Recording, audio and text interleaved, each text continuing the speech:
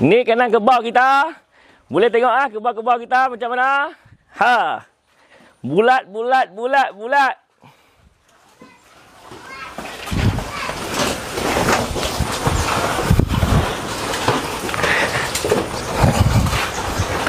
Tu dia saiz kebau kita. Bulat macam badak semua tu. Ini paling kecil 3 kawah Tu saiz 3 kawah.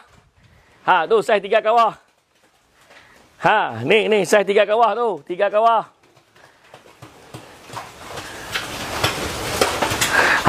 Ini ada lagi tu, mai tengok bulat-bulat semua. 3 kawah, 4 kawah, 5 kawah, 6 kawah, 7 kawah, 8 kawah, paling besar 10 kawah kebau yang kita ada.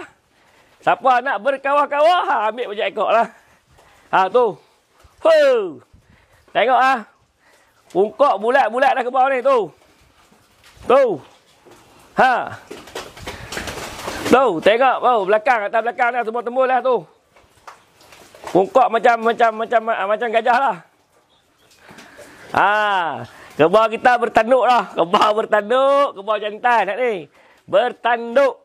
Daging manis. Gemuk pula. Aduh, murah pula. Tu. Nah. Jadi kebau kita ni cukup pekeh lah. Dah lah segak. Nak buat kekah pun boleh. Kebau ni tak ada masalah. Nak buat gulai kawah, nak buat kenuri biasa pun tak mau kekah pun boleh. Jadi siapa yang tak lagi tak tempah lagi, mai. Jangan lewat lah. Jangan lewat.